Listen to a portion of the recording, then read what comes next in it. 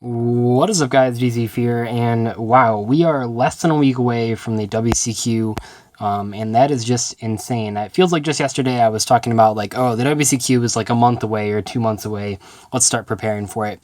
I've got a couple videos planned, mainly just these WCQ prep videos, and today I wanted to talk about Cockadoodledoo. So this card is hilarious. I love the artwork. I love everything about it.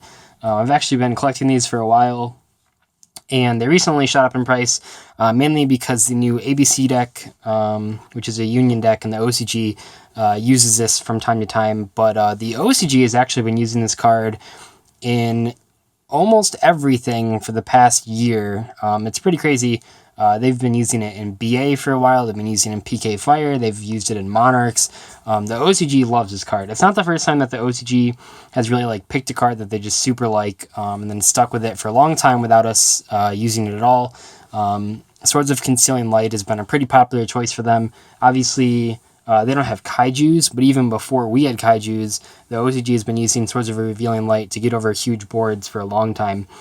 So Cockadoodledoo is sort of like one of those cards where the OCG has just been really ahead of the curve, and we are now just catching up. So I want to talk about this card, and even though we won't see it in any ABC decks at Nats because that deck isn't out yet, you could run into this thing, and I wouldn't be surprised if someone topped with this.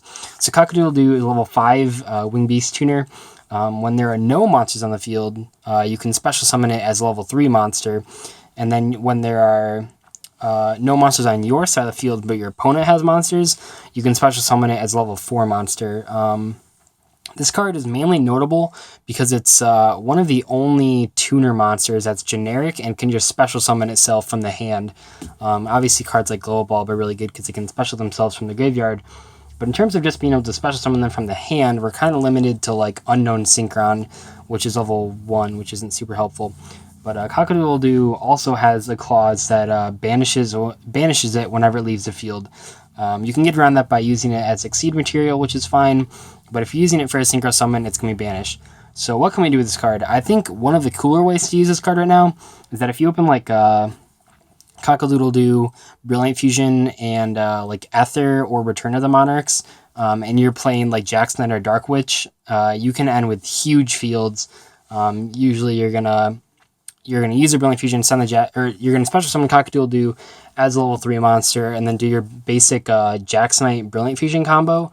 But you're gonna end with a Prime Monarch on the field, so then you can sync the Cockadoodledoo and the Prime Monarch for an Omega. So you'll do like the same Brilliant Fusion Jack's Knight combo that's well loved, I guess, by people that like that combo. But you're gonna do that same combo, but then also end with an Omega. And this previously just wasn't really possible. The best, when I was trying to summon Omega, some ways that I came up with, obviously you can play like Unizombie, but that's playing a lot of dead draws. Or you could just play like, if you're playing Speedroids already, you could play Triad Dice, which I tried for a while. But Cockadoodledoo is really the only tuner that you can just special summon from your hand.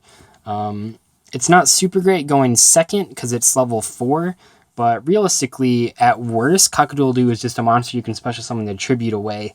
I would be surprised if a non-Monarch deck played this, but I suppose the OCG did play it in BA, so I wouldn't be...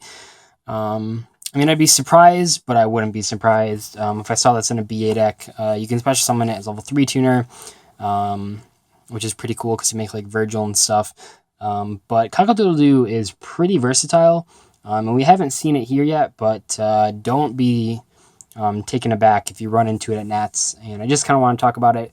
If you're playing Brilliant Monarchs, it's definitely something to think about, even if you're playing just regular Monarchs with Speedroids.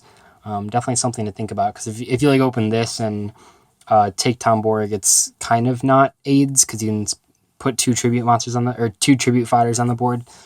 But yeah, just kind of a cool card I want to talk about, but I'll catch you guys later. Bye.